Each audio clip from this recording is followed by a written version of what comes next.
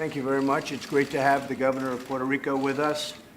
We have gotten to know each other extremely well over the last couple of weeks, and I can tell you, you are a hard-working governor.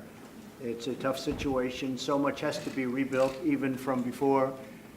The difference between Texas and Florida and various places is we're looking at designs of a new power plant, a big electrical plant, and many different designs and concepts, which of course is very unusual because it was in pretty rough shape prior, and now it's in even rougher shape. With that being said, I think we've done a really great job, and we've had tremendous cooperation from the governor, and we are getting there, and people are really seeing the effort that's been put into Puerto Rico. It's been a very, very difficult situation for many people, I will say that, and especially the island nature. If you look at getting food there, we did. The distribution was very difficult because the roads were blocked, and even the people of Puerto Rico couldn't get to their food in many cases because of the distribution centers, and the roads were in really horrific shape because of the storm, and sometimes because of before the storm. But with that being said, step by step, it's taken care of, and I say we have a wonderful, and the people of Puerto Rico have a wonderful representative with respect to themselves in this governor. This governor has worked as hard as anybody I've seen, and getting done. So I want to just thank you for all your help. Thank you very much. Thank you. Well, thank you, Mr. President. Thank you for setting this opportunity. You know, it's a catastrophic situation in Puerto Rico, as you know. It is the only time where two Category 4, Category 5 hurricanes have passed back-to-back in a jurisdiction in the United States. But certainly, working in a united front, we are going to beat this. We know we're going to build better than before.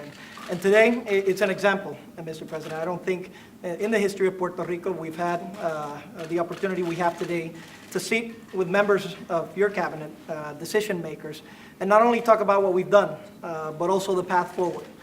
To establish a commitment to treat the citizens of Puerto Rico, the U.S. citizens, proud U.S. citizens of Puerto Rico, equally. So while there has been a lot done, and I want to thank you personally, Mr. President. You answered our call for the pre-land emergency declaration. You declared Puerto Rico a disaster area very quickly at a verbal request that we made because we didn't have electricity at that moment. You gave us the waiver for A and B for FEMA, and staunch communication with all of your members. Now, we recognize that a lot has been done, but a lot still has to be done. So we're hopeful that with these meetings that we're going to have, we're going to talk about the immediate needs for Puerto Rico, what we need to do to get out of the life-sustaining phase, what we need to do to stabilize Puerto Rico, and of course, what we need to do to build Puerto Rico stronger and better than before. I am confident that with your commitment, with your support, Mr. President, with your team's support, we will be able to come out of this in the long haul, together with Puerto Rico, give the U.S. citizens of Puerto Rico the adequate resources, treat us the same as citizens in Texas, in Florida, and elsewhere.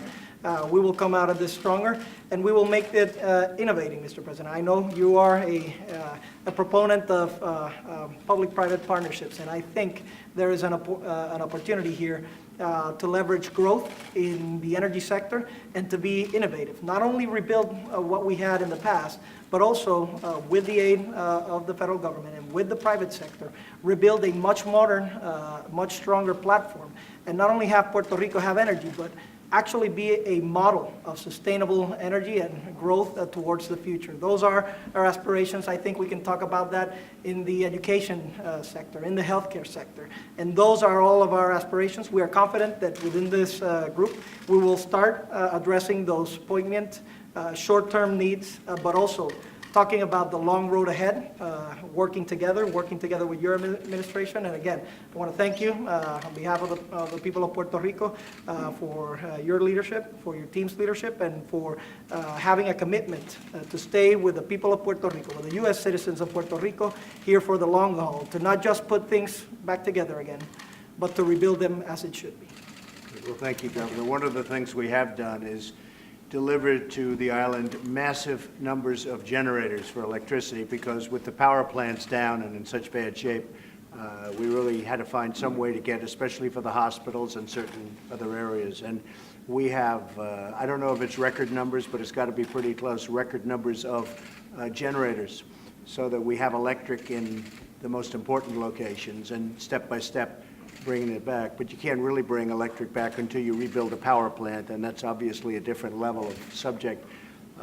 With that, I will say that I have given my blessing to Congress, and Congress is working with you and your representatives on coming up with a plan and a payment plan and how it's all going to be funded, because you are talking about some substantial numbers, and I guess you knew that. But I know you were talking about rebuilding your electric plant long before the hurricane. You've been wanting to do that for a long time. So maybe this is a reason that we can do it, and we'll help you, and we'll all do it together. But I will say this, the people of Puerto Rico are amazing, just incredible people. The spirit they have, the strength they have, what they've gone through. Many were isolated in areas where there were no roads, there were no bridges, the bridges were wiped out. It really was incredible to watch the spirit that they have. And they did it with grace. They did it with a smile in many cases. It was really something beautiful to watch. So just please extend all of our warmest regards, and we're with you. Thank you so much. Thank you very much. Mr. President, last week in a tweet, sir, you suggested that there was a limit to the federal emergency involvement in the response to the Puerto Rico hurricanes. How long are you willing to commit federal resources to not just the recovery, but the rebuilding of Puerto Rico? And what do you and Governor Rossello know about reports of widespread corruption among local officials in the distribution of emergency supplies that apparently the FBI is looking into? Well, I'm working very closely with the government on that, because there has been corruption on the island, and we can't have that. You know, we're sending a lot of supplies, we're sending tremendous amounts of food and water and everything, and I know your folks are working on that very hard, but we just can't have it. When it comes to Texas, as an example, in Florida, you know how smooth that's been. It's operating like a well-oiled machine. They are really going well, and the people are working very hard. And in Puerto Rico, they're working hard too, but we have gotten some of those reports from on a local basis. And I think the governor will be able to do something about that. I hope you're going to be able to do something about it. Of course, sir. If you want, I can brief you a little bit on what we're doing. We gotten some reports that food was getting either from FEMA or from private sector or non-for-profits to the different municipalities, and they weren't being distributed appropriately. So we did three things. Number one, we got the National Guard to go over to all of the municipalities and help with the logistics, in case it was just a matter of not knowing how to execute. Number two, we had auditors from our Treasury Department go so that we can have accountability on what food goes in and what food goes out to the people of Puerto Rico. Number three, very importantly, we had our Department of Justice go and is investigating whether there has been mismanagement of foods, because it is unacceptable. And as I stated the first day where I... By the way, not by the federal, this is local we're talking about, just so we all understand. I think Brock is here and Tom is here. I think they've done an incredible job. But we're now talking on a local basis, and I think, John, that was your question also. It was Right. It was on what today.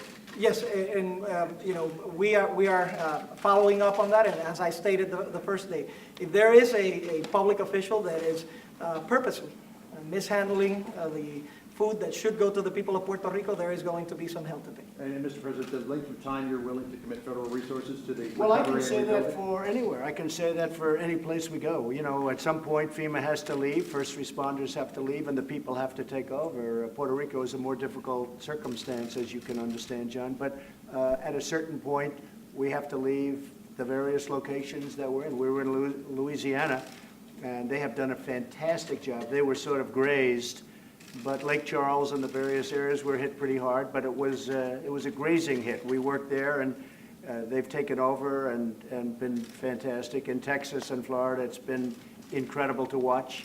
It's really been incredible to watch how quickly things are coming together. But at a certain time, FEMA and first responders, and by the way, the military, we have close to 18,000 people in Puerto Rico right now, in Puerto Rico. We moved a hospital ship. I believe it's the largest in the world. It's there now, and you know, you don't want to use it as much as if you can have the local hospitals. That's better in many ways. But we have tremendous assets in Puerto Rico. You know, at some point, no matter where it is, whether it's Texas or whether it's Florida, you know, it ends. But I can say in the case of Texas, in the case of Florida, in the case of Louisiana, Some areas also got grazed. They have been incredible in the response and incredible in how fast it's coming back. And in many cases, areas that were devastated are already back. In this instance, it's a more difficult situation, but I think the governor understands that FEMA, the military, first responders cannot be there forever, and no matter where you go, they cannot be there forever. If I may just briefly add to that, that is the importance of the short-term and long-term packages that will be in Congress, right? We're going to need some resources. Of course, FEMA is there for the initial response. There is some rebuilding to go through. So that's why, we're thankful to the President for supporting these petitions to Congress so that we can get the resources, liquidity, to kickstart the economy, and of course, the long-term rebuilding process. And this is very important. The President has been clear on stating that no U.S. citizen will be left behind. We will be working, and this is the way we work towards making a better America and a better Puerto Rico. Gobernador, ¿está usted satisfecho con la respuesta? You have areas in Puerto Rico where we literally had to, and still have to, but it's getting less and less, deliver food and supplies by helicopter because the roads have been wiped out and the bridges have been wiped out. There's no way to get there except by helicopter. And those are difficult situations, and we're working with the governor and with the folks on getting it taken care of. But we are literally delivering supplies dropped by helicopter. And with that being said, I have to also say our military and our first responders and Brock Long and FEMA and Tom, the job they've done has been incredible. But we are delivering very essential supplies by helicopter because there's no way to get to the area of the island.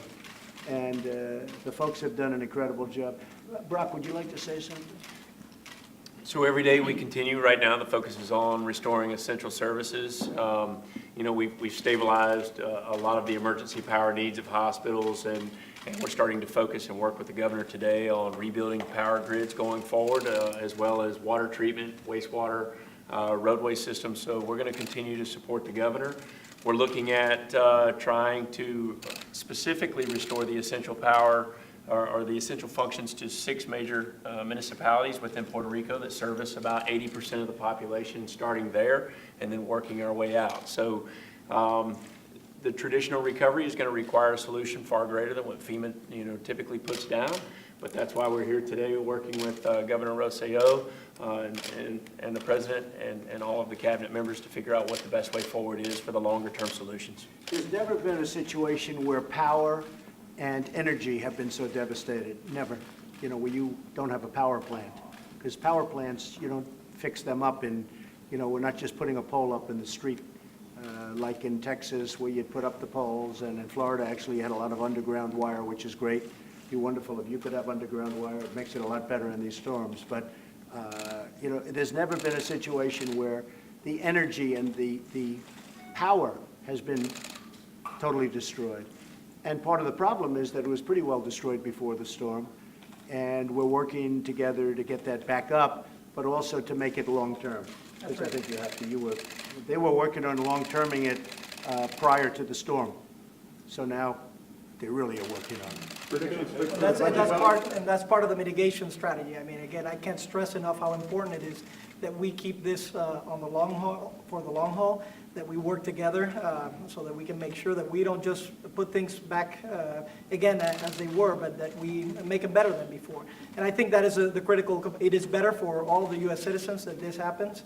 I think in Puerto Rico, again, looking at the long term, recognizing that we're still at the emergency phase, this could allow Puerto Rico to be a showcase in terms of energy production and other, by way of mitigating and innovating. Mr. President, between 1 and 10, how would you grade the White House response so far to the hurricane? I'd say it was a 10. I'd say it was probably the most difficult when you talk about relief, when you talk about search, when you talk about all of the different levels, and even when you talk about lives saved. You look at the number. I mean, I think it was worse than Katrina. It was, in many ways, worse than anything people have ever seen. They got hit by a Category 4, grazed, but grazed about, a big portion of the island, but it was grazed. The rest of it hit Florida, as you know. But that was bad.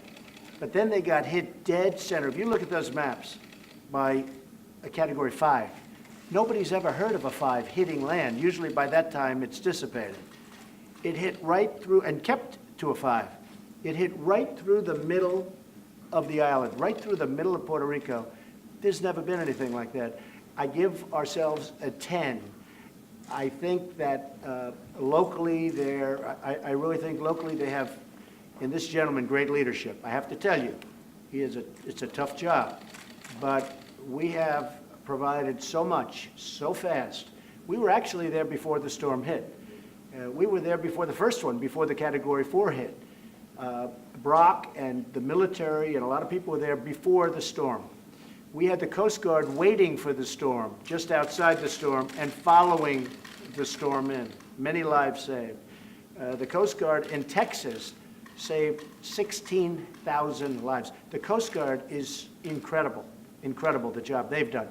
But all of the armed forces, what they've done has been Army, Navy, the Marines, the Air Force, all of the goods dropped in, helicopters that weren't even meant for this purpose, all of a sudden they're delivering food and services.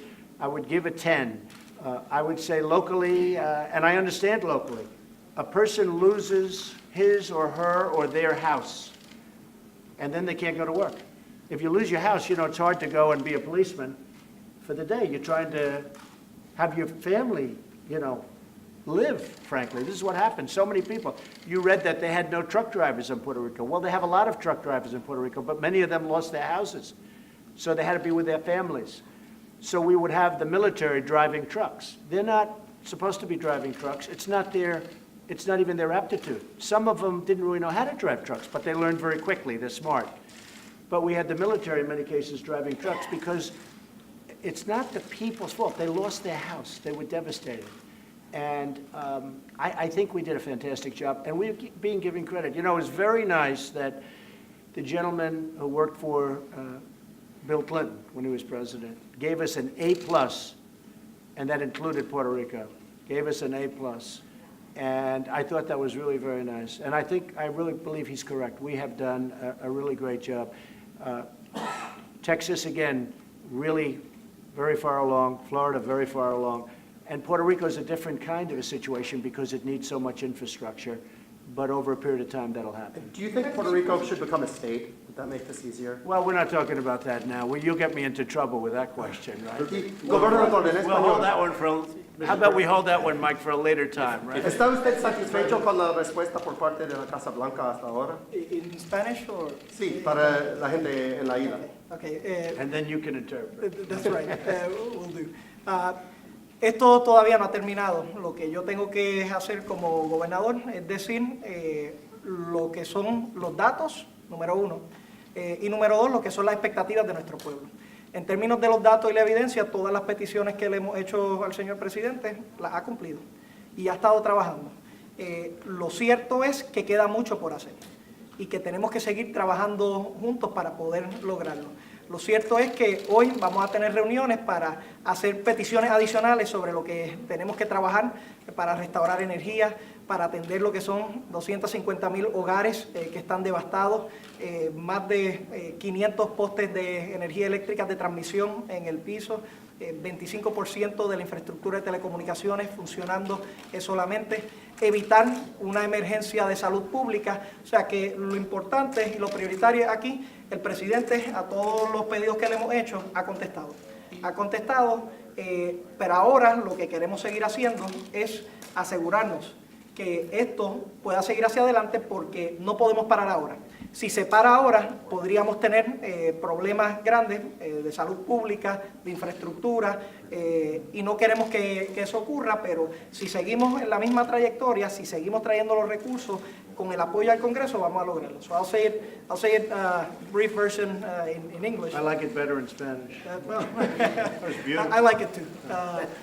So, my job as a governor is to state what the facts are, number one, and to establish robust expectations for the people of Puerto Rico and for the U.S. citizens in Puerto Rico.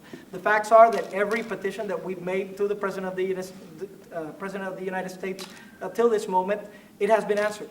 It has been answered. The reality is that we still need to do a lot more for the people of Puerto Rico, and that's why we're meeting here.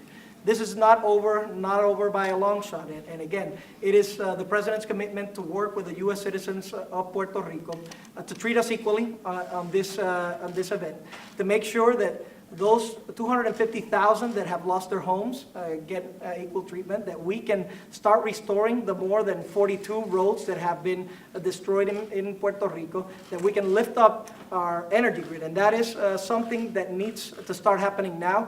And I petition the Corps of Engineers, I petition FEMA and our Power Authority to work together so that we can be aggressive, that we can get results for the people of Puerto Rico in restoring energy as soon as possible, while keeping an eye on having the opportunity to have a better system for Puerto Rico. This is, Mr. President, in the United States has been characterized for taking extraordinary measures in extraordinary times. These are extraordinary times in Puerto Rico. Therefore, these are extraordinary times in the United States. Would you also rate the response at Predictions 10? for the budget, predictions for the budget vote this afternoon, sir? I think we'll be successful tonight. It'll be possibly sometime in the morning, maybe sooner. I think we have the votes for the budget, which will be phase one of our massive tax cuts and reform. But I think we'll be successful tonight with respect to the budget. I think you probably know you can count the votes maybe better than most people. But I think we have the votes, and frankly, I think we have the votes for the tax cuts, which will follow fairly shortly thereafter. So we'll see what happens. But I will tell you, our country needs tax cuts. I mean, these are examples when you look at what we just went through with Texas and Florida and Louisiana and Puerto Rico and Virgin Islands. You look at, we need growth. We need people who are going to be pouring into our country, and we have that now. We're starting to have that. We're starting to have that even on the prospect of tax cuts. We have companies, you saw last week, car company, massive improvements and expansions, and in some cases, brand new plants. They're coming in. Foxconn is building as you know, they make the Apple iPhones and more. They're going to build a fantastic plant.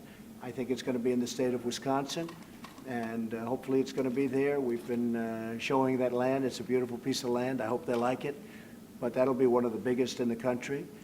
I think Apple's going to be building some very, very big plants. People are starting to say, hey, this is where we want to be. And you see the stock market. We hit an all-time high yesterday, and I think we've hit it about 49 times, Mike. So we're really doing well, but we can do something very, very spectacular if we're given the tax cuts. We're one of the highest tax nations in the world. You look at our taxes compared to other competitive nations or competitor nations, because I think nothing's competitive with this, but I'm a little biased, but that's the way it is. But you look at how high we pay and how much we pay, and our companies, they leave because the taxes are so high. If we get this done, it will be historic. It will be bigger than any plan ever approved or ever. It will be the biggest tax cuts in the history of our country.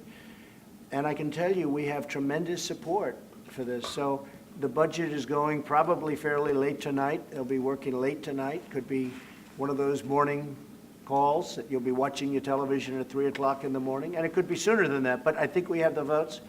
And right after the budget, we start with the vote on, as you know, on the tax cuts. And I think we're in very good shape. Mr. President, who's going to pay for the infrastructure recovery in Puerto Rico? In Puerto Rico, we're going to be working systems. We're going to be dealing with Congress. We're going to be coming before, meaning far before, any existing debt that's on the island, because as you know, the island has massive debt. Just there, as we talk about the electrical facilities, I think they have $9 billion in debt. Well, any debt that's put in will be coming before that debt. We want to make sure that we put in debt, and that debt is absolutely protected. In addition to that, we're providing tremendous relief and services right now, and we'll continue to provide that for a period of time. And then a new group will come in, and the new group will be more building-oriented when things are perfect. So, but we do have to come before the existing debt. They have, I guess, by some counts, $120 billion if you add everything, probably about $120 billion. Certainly, any money that's put in by people, whether it's public or private, they're going to want to come in first position. And that's very important. I think the governor understands that. I would imagine pretty much everyone understands that in Puerto Rico. So no bailout for bondholders? We're helping right now. We're helping a lot. This is costing a lot of money, having FEMA, having the military, having the first responders. And we're doing that because we have an obligation to Puerto Rico, to humanity. We have an obligation to ourselves. We want to continue to do a great job on that, and we're doing it. No, but at some point, there's going to have to be reconstruction. And again, the biggest thing is the power plant. But there's going to have to be, it's pretty bad when you have to say power plants are almost coming before bridges. But you have power plants that are needed, you have bridges that are needed, and you have roadways that are needed. That's something you don't see when you go into areas hit by hurricanes or disaster of almost any kind. Mr. President, how much longer before electricity is fully restored to the island? Excuse me? How much longer before electricity is fully restored? Well, it's a very, very good question, actually. As you know, we have much of the electric is done by generators that have been brought to the island and in massive numbers, as I said before. The plant itself is going to take a while. We have to build a brand new plant, or we have to do essentially a renovation that's so large it's going to be like a brand new plant, one or the other. We're looking at both right now. But there's never been a case where power plants were gone. So this isn't just like, as I said, I don't want to just fix poles. You can't just fix the poles. There's never been a case where power plants were gone. So it's going to be a period of time before the electric is restored. Governor, between 1 and 10, how do you grade the White House response? As I said, the president has answered all of our petitions, and this is still ongoing. So we expect that that'll continue. We're being, very diligent, giving all of the data. And what we want to do, and I sort of want to circle this. This is a storm-centric approach to what happens. There was a massive devastation and catastrophe in Puerto Rico, and our response should be to that. And that's why, the first responder effort was there. That's why the stabilization effort is there. That's why we set some very aggressive milestones to restore energy in Puerto Rico, to have about 30% of the energy by the end of the month, by the middle of next month about 50%, and so on, because we want to make sure that people have that knowledge of where we're going to go, that they can stay in Puerto Rico and they can be part of the rebuilding process. What's going to keep the people there, what's going to keep this going, is knowing that we have the backing of the White House, and knowing that we're going to have the backing of Congress, so that we can have the resources appropriate to attend to the storm and then be smart about it, be innovative, and restore Puerto Rico to a better position than before. Leveraging other stakeholders, private stakeholders, non-for-profits, people that want to innovate. This is our opportunity, again, to showcase that Puerto Rico, U.S. citizens of Puerto Rico, can come out of this catastrophe stronger than ever before. Governor, I just want to maybe ask you a question, because for the spirit of these people that have worked so hard and so long, like Tom and like Brock and like so many others, did the United States, did our government, when we came in, did we do a great job? Military, first responders, FEMA, did we do a great job? You responded immediately, sir, and you did so. Tom and Brock, they have been on the phone with me essentially every day since the disaster. We recognize that there are some logistical limitations that we have in Puerto Rico. We didn't have the ports open for a couple of days. We didn't have the airports working full capacity until about a day or two ago. So that was always a rate-limiting step. But if you consider that we've gone, even with those obstacles, we've gotten about 15,000 DOD personnel in Puerto Rico, about 2,000 FEMA personnel, HHS, and others. The response is there. Do we need to do a lot more? Of course we do. And I think everybody over here recognizes there's a lot of work to be done in Puerto Rico. But with your leadership, sir, and with everybody over here, we're committed to achieving that in the long run. Brock? In the last 50 days, though, to put this into context for America, from the Virgin Islands to California, we've been working in 20 different states, disasters in 20 different states. In the last 50 days, under the President's administration, we've registered close to 4 million Americans for individual assistance. That's more than Katrina, Rita, Wilma, and Sandy combined. It's been a tremendous effort.